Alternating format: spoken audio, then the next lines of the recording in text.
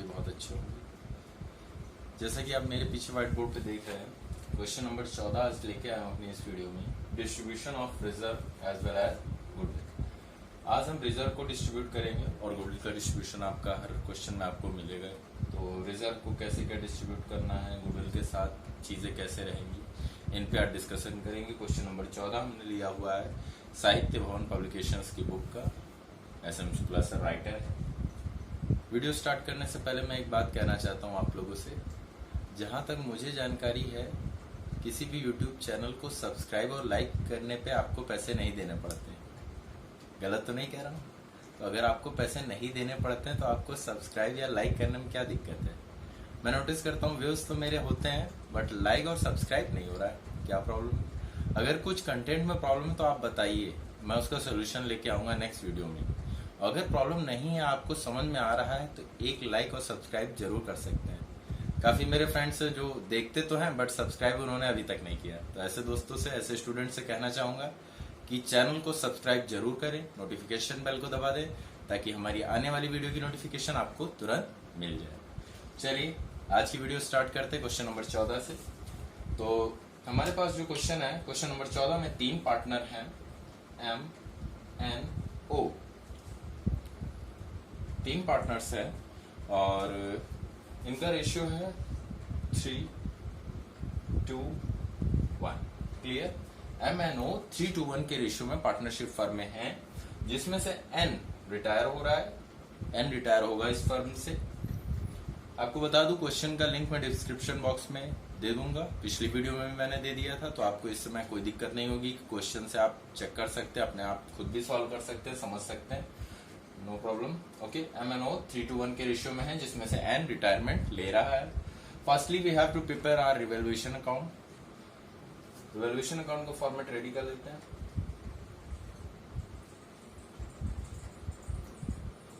Revaluation account format आपको learn हो गया होगा। सिंपली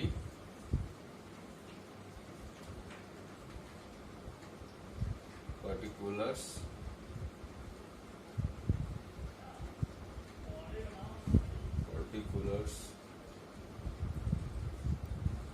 फॉर्मेट रेडी है। डिटेल्स फिल करते हैं। पहला जो एडजस्टमेंट है आपका, वो बताया गया फर्म की जो गुडविल है टोटल 13,500, दैट मीन्स 13,500 रुपया उसका कैलकुलेशन हुआ। ये फर्म की गुडविल है। रिवैल्यूएशन में हमें इस गुडविल से कोई मतलब नहीं है। एडजस्टमेंट नेक्स्ट देखते हैं, तो बोला देव्य, दैट मीन्स एक्सपेंस पेबल को घटाकर 3,750 कर देना है। एक्सपेंस पेबल बच्चों क्या है? आपकी लायबिलिटी है। लायबिलिटी है, और लायबिलिटी अगर कम हो गई तो ये आपके लिए फायदे की बात है, नुकसान की? जी हाँ, सही कहा आपने, फायदे की बात है। इसे हम क्रेडिट में नोट कर देंगे बाय एक्सपेंस पेबल। एक्चुअल जो आपकी थी बुक में 4,500 के ही थे एक्सपेंस पेबल, और उसे 3,750 लाना है। कम कर लेंगे, कितना आ जाएगा? ये आपका आ जाएगा 4,500 से हमने घटा देना है 3,750, तो ये वैल्यू आपकी 750 आ जाएगी। इसे हम अमाउंट कॉलम में लिख देंगे। क्लियर? नेक्स्ट देखते हैं, 600 रुपए के अलिखित दायित्व का नगद भुगतान दे दिया था। एक ऐसी लायबिलिटी जिसका रिकॉर्ड नहीं था, अनरिकॉर्डेड लायबिलिटी, उसका पेमेंट कर दिया, तो ये आपके लिए खर्चे की बात है। इसे यहां लिख लेंगे टू कैश ब्रैकेट में for what? Unrecorded liability. Clear? 600 रुपए का पेमेंट हमने कर दिया था। मशीनरी और खुदरा औजारों का मूल्य उनके पुस्तकीय मूल्य से 10% कम मूल्यांकित किया गया, दैट मीन्स डेप्रिशिएट किया गया मशीनरी और लूज टूल्स को। तो अगर डेप्रिशिएशन होता है तो हम simply write down at debit side to machinery and to loose tools. Machinery का 10%, मशीनरी जो आपकी थी 8,000 की थी, 8,000 का 10% आपका 800 हो जाएगा, और जो लूज टूल्स थे वो आपके 4,000 के थे, 10% 400। नेक्स्ट एडजस्टमेंट है कारखाना भवन, दैट इज फैक्ट्री बिल्डिंग को जो रिवेल्युएट किया गया, नया रेट है 24,300, और बैलेंस शीट में जो आपका रेट है वो 22,500 है स्टूडेंट्स। 22,500 आपका पुराना रेट है, नया रेट है 24,300। कंपेयर करिए कितना बढ़ रहा है रेट, 0 0, 13 से 5 गया 8, और यहाँ पर आपका कैरी 3 में से 2 गया 1, 1800 का आपका इंक्रीमेंट हो रहा है। 1800 का इंक्रीमेंट हो रहा है, फायदे की बात है, एसेट की वैल्यू बढ़ गई by factory building. Factory building आपकी 1800, आगे कोई एडजस्टमेंट नहीं है। कैलकुलेट करते हैं आपका 1800 प्लस 750 जोड़ लीजिए,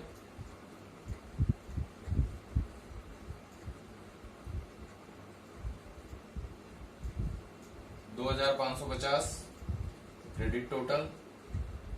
डेबिट टोटल करते हैं 8 4 12, 12 6 18, 18, सो दैट मीन 750 का आपको प्रॉफिट हो गया। नोट डाउन कर लेंगे टू प्रॉफिट ट्रांसफर। प्रॉफिट किसे मिलेगा? एम एन ओ तीनों को, उनके रेशियो के अकॉर्डिंगली। अब 750 को हमें, जो हमारा 750 का प्रॉफिट है, उसे इस रेशियो में करना है 3 to 1, 3 + 2 + 1 that is 6, simply divided by 6। 6 से डिवाइड करेंगे कितना आएगा? 6 1 6, 15, 2 12, 6 5 30, ये 125 हो गया, तो ओ का हिस्सा 125 हो जाएगा। अब दो रेशियो के लिए 125 का दुगना कर देंगे 250, 125 का 3 गुना कर देंगे, कितना हो जाएगा? 375। क्लियर? ये आपका टोटल 750 का प्रॉफिट डिस्ट्रीब्यूट हो गया उनके रेशियो में। फाइनल कर देंगे 2550। क्लियर? तो आपने देखा आपका रिवैल्यूएशन अकाउंट प्रिपेयर हो गया बिना किसी दिक्कत के। सिंपली हमने एमएनओ के प्रॉफिट को उनके रेशियो में डिवाइड कर दिया, चीजें हमने लिख ली थी। आपका एक्सपेंस पेबल जो था 750 रुपए था, फैक्ट्री बिल्डिंग में अप्रिशिएशन 1800 का हुआ था, अनरिकॉर्डेड लायबिलिटी 600 रुपए पेमेंट आपने कर दिया था, मशीनरी 10%, लूज टूल्स 10% डेप्रिशिएशन किया, डिफरेंस वैल्यू 750, आपका रेशियो डिवाइड करके लिख दिया गया। Is that clear? Okay, next step पे बढ़ते हैं हमारे पार्टनर्स कैपिटल के लिए। पार्टनर्स कैपिटल की बात कर रहे थे हम, फॉर्मेट रेडी कर दिया है मैंने, डिटेल्स फिल करते हैं। डिटेल्स फिल करने से पहले एक बार फिर से आपको बता दूं, 3 पार्टनर थे जिसमें से एन रिटायर हो रहा है, तो ये रेशियो हमारा चला जाएगा। क्वेश्चन में कोई नया रेशियो मेंशन नहीं है। पिछली वीडियो में नया रेशियो था, तब हमने गेनिंग की कैलकुलेशन की थी। जब नया रेशियो नहीं होता तो सिंपली जो रिमेनिंग पार्टनर्स का पार्ट है वही गेनिंग हो जाएगा, यानी 3-1 का गेनिंग आ जाएगा। क्लियर? 3-1 गेनिंग हो जाएगा। खैर डिटेल नोट करते हैं। सबसे पहले बाय बैलेंस बीडी, बैलेंस जो आपका है तीनों पार्टनर्स का 15,000 इक्वली दिया हुआ है, नोट कर लेंगे। ओ का भी 15, ऐसा मैं यहां टिक कर देता हूं ताकि आपको ध्यान रहे एन रिटायर हो रहे हैं। ओके, तो ये 15,000 का इनका बैलेंस था। अब नेक्स्ट जो है आपका रिजर्व दिया है, रिजर्व आपका दिया है 13,500 रुपए का बाय रिजर्व फंड। 13,500 बच्चों, 13,500 को हम पहले डिस्ट्रीब्यूट कर लेते हैं। 13,500 क्योंकि रेशियो में हमें देना है 3 2 5 + 1 6, 6 से डिवाइड कर दीजिए सिंपली। 2 12, कैरी 1, 5 15, 2 12, 5 0। तो आपका जो 1 पार्ट की वैल्यू होगी 2250। क्लियर? तो 1 पार्ट की वैल्यू यानी ओ के लिए तो हम सिंपली लिख देंगे तुरंत 2250। ओके, अब 2250 का अगर 2 गुना कर दे तो एन की वैल्यू आ जाएगी। 2250 का 2 गुना कर दे तो 2 दूना 4,500 ये आपका हो जाएगा, एन को मिलना चाहिए। और 3 गुना कर देंगे तो एम की वैल्यू मिल जाएगी, यानी 2250 का 3 गुना 6,750। तो ये आपका रिजर्व फंड डिस्ट्रीब्यूट हो गया उनके रेशियो में। क्लियर? नेक्स्ट देखते हैं, आपका रिवैल्यूएशन में प्रॉफिट आया था, उसे भी हम लिख लेंगे बाय रिवैल्यूएशन अकाउंट। कितना प्रॉफिट आया था? एम का आया था जो आपका है एम का 375, ओ का 125 और एन का 250। क्लियर?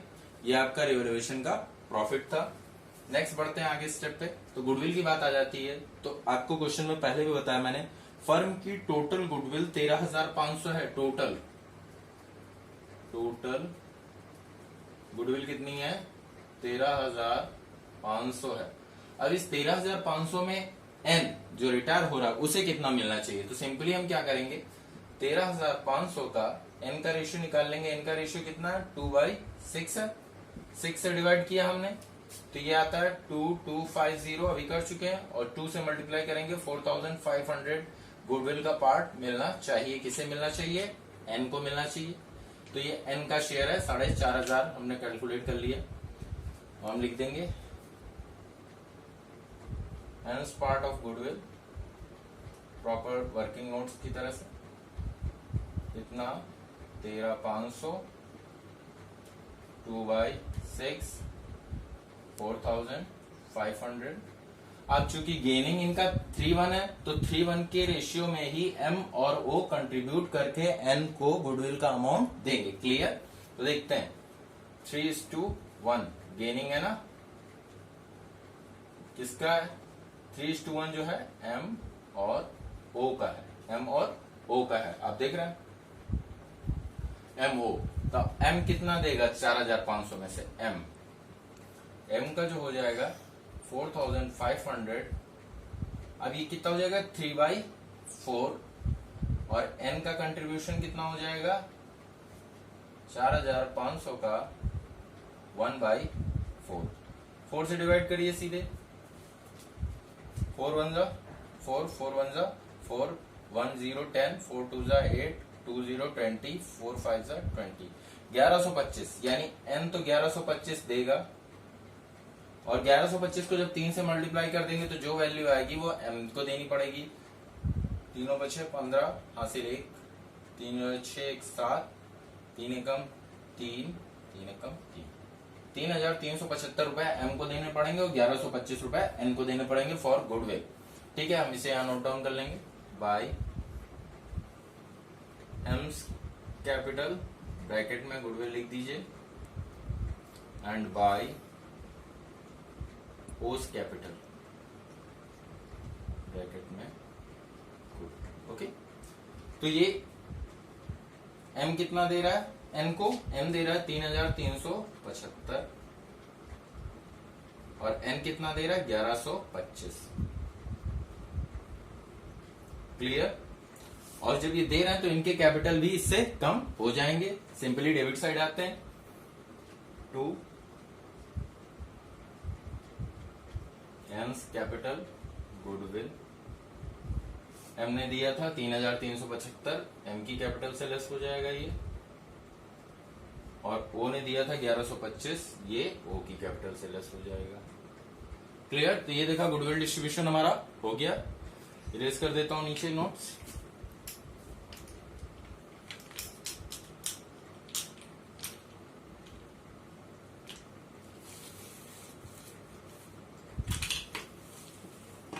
क्लियर? तो ये हमारा अभी तक का, यहाँ तक का हमारी चीजें समझ में आ गई। आपको रिजर्व हमने बांट लिया, रिवैल्यूएशन लिख लिया, बैलेंस लिख लिया, गुडविल का भी डिस्ट्रीब्यूशन हमने कर दिया है। अब देखते हैं आगे क्या है। इन्होंने बोला है कि आपको एन का जो है लोन अकाउंट बनाना है। एन का लोन अकाउंट बनाना है। तो एन का लोन अकाउंट बनाना है तो पहले एन का टोटल कर लें, क्योंकि और हमारे पास कोई एडजस्टमेंट नहीं बचे हैं। हम सिंपली यहाँ टोटल करना शुरू करते हैं। तो 15,000, 15 4 19,000, 19,000 और 19 और 4 23,000। ये आपका डायरेक्टली टोटल हो गया। मेरा तरीका थोड़ा अलग हो सकता है, कोई दिक्कत नहीं, आप अपने तरीके से टोटल कर लेंगे। 15 4 19 और 19 20 21 22 1 23,000। आप सिंपली छोटे डिजिट्स ले लेते हैं। 500, 250, 750 और 375, 125 कितना हुआ? ये 500 हो गया। जोड़ लीजिए 0 5 7 5 12, हाथ से 1 3 1 4, 24,250 रुपए मिल रहा है। 24,250 रुपए किसे मिलने चाहिए? एन को, यानी रिटायरिंग पार्टनर को 24,250 रुपए का शेयर मिलना चाहिए उसे उसके लोन अकाउंट में बना देते हैं। टू लोन अकाउंट कितना 24,250 रुपए, 24,250। क्लियर। अब एम और ओ का निकाल लेते हैं, एम और ओ का निकाल लेते हैं। तो एम का टोटल कर लें और ओ का टोटल कर लें। ओ का कर लेते हैं सिंपली, एम ओ छोटे हैं 15 और 2 कितना हो गया 17,000, 17,250 प्लस 125 17,375, 17,375 और 17,375 से 11,25 लेस कर देंगे। 375 से कितना 11,25 लेस कर देंगे। 550 सात में से 2 गया 5 और आपका 3 से 1 गया 2, 16,250। To balance CD that is your new capital. Okay, कितना है 16,250 रुपए ओ को मिलेगा 16,250। अब एम का कैलकुलेट कर लेते हैं। एम का देखते हैं 15 और 6 21,000, 21,000 और 21,000 में 750, 700, 300, 1,000 और 50 और 75 105। डायरेक्टली लिख देते हैं, कंफ्यूज ना हो ताकि आप लोग। 5 7 5 12 2 हासिल 1 7 3 10 1 11 1 2 22 125। कितना आ रहा है 22 125 आ रहा है हमारा एम का टोटल 22,125। 22,125 से 3,375 लेस करना है। फिर 22,125 3,375, 5 से 5 0, 12 में से 7 गया 5, यहाँ बचेगा आपका 0 क्योंकि कैरी दे दिया था आपने, 10 हो जाएगा, 10 से 3 गया 7, आपका यहाँ बचेगा 1 यानी किस में से 3 गया 18,750। तो ये बैलेंस बच जाएगा एम का 18,750। ओके, 18,750 एम का बच जाएगा। एक इन्फॉर्मेशन मैं आपको दे दूं, जो आपके क्वेश्चन में बैलेंस शीट है उसमें जो एम का अकाउंट है वो 22,125 बता रहा है कि बैलेंस बचेगा, जो कि गलत है। इसे 18,750 आप लोग कर लीजिएगा क्योंकि हमारे रूल सही होने चाहिए। जरूरी नहीं है कि हमारी आंसर शीट हमें क्या डिटेल दे रही है, रूल्स पे आपको कंसंट्रेट करना चाहिए। ओके, तो ये हमारा इनका बैलेंस हो गया। फाइनल कर देते हैं 22,125 एम का, 24,250 एन और एन का 17, ओ का 17,375।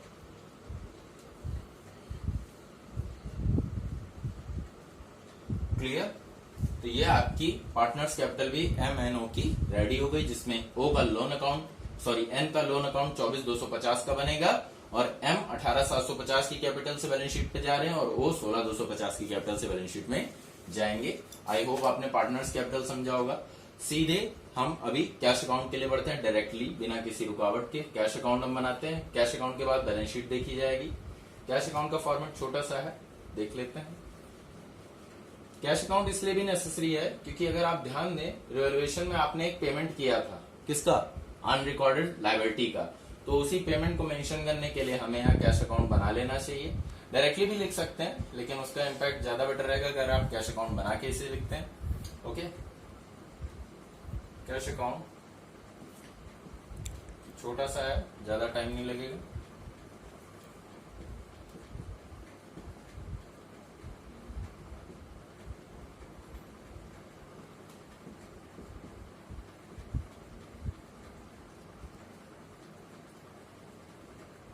ओके, कैश बैलेंस जो आपका था क्वेश्चन के अकॉर्डिंग 1,500 रुपए था। टू बैलेंस रेडी, ये था 1,500 रुपए और आपने पेमेंट किया था अनरिकॉर्डेड लायबिलिटी के लिए जो कि आपकी 600 रुपए की थी। आपके रिवैल्यूएशन में आपने इसे मेंशन किया था, यहां लिखेंगे अनरिकॉर्डेड लायबिलिटी का पेमेंट किया था 600 रुपए, तो 15 से 600 चले जाएंगे, आपका बैलेंस कितना बचेगा कैश का 900 by balance CD। Okay, total कर देंगे 1500 एंड हियर 1500। तो आई होप पार्टनर्स कैपिटल और कैश अकाउंट आपका क्लियर हो गया। नेक्स्ट स्टेप बढ़ते हैं बैलेंस शीट के लिए। ओके, बैलेंस शीट की बात हम कर रहे थे। बैलेंस शीट का फॉर्मेट है, डिटेल्स फिल करते हैं। सबसे पहले हम कैपिटल लिख लेते हैं।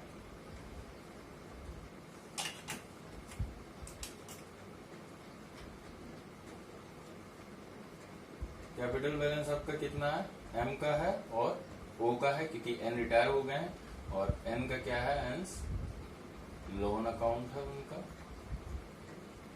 M की जो कैपिटल हमने निकाली थी वो थी 18,750 और O की जो कैपिटल निकाली थी वो थी 16,250।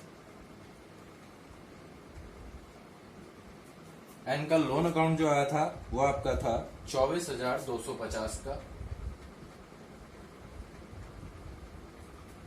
और क्या इसमें डिटेल्स लिख सकते हैं आपकी बुक के अकॉर्डिंग। क्रेडिटर्स आपके 3,000 के थे without any adjustment, same as it is लिख देंगे।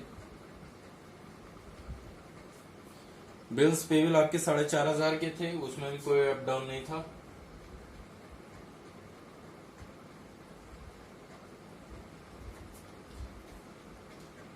$4,500 के आपके जो थे आपकी बैलेंस शीट के अकॉर्डिंग पेबल एक्सपेंसेस थे।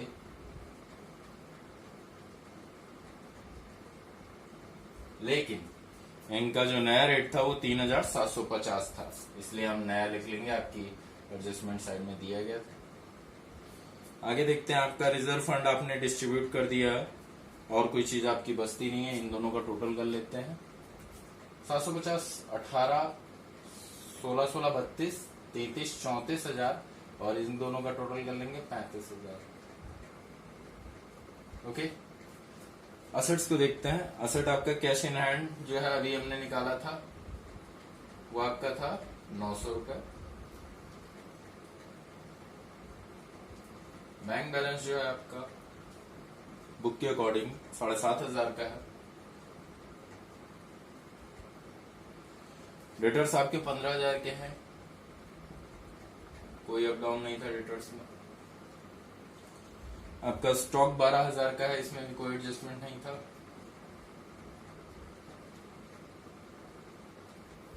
आपकी फैक्ट्री बिल्डिंग 22,500, उसका नया रेट आपको 24,300 दिया था, नया रेट लिख लेंगे। फैक्ट्री बिल्डिंग 24,300 नया रेट आपका था। आगे देखते हैं, आपकी फैक्ट्री बिल्डिंग हो गई। मशीनरी 10% डेप्रिसिएशन था, मशीनरी 10% डेप्रिसिएशन था, 8,000 की थी, 800 कम होके 7,200 इसका रेट आया। और इसी तरह लूज टूल्स पे भी 10% था, 4,000 के थे, 400 कम हो जाएगा, 3,600 का टोटल हो जाएगा। कोई नई एसेट नहीं लिखनी है हमें, ना ही कोई नई लायबिलिटी। फाइनल करते हैं। पहले आपकी लायबिलिटी टोटल कर लेते हैं। तो लायबिलिटी का जो टोटल बनना है आपका 0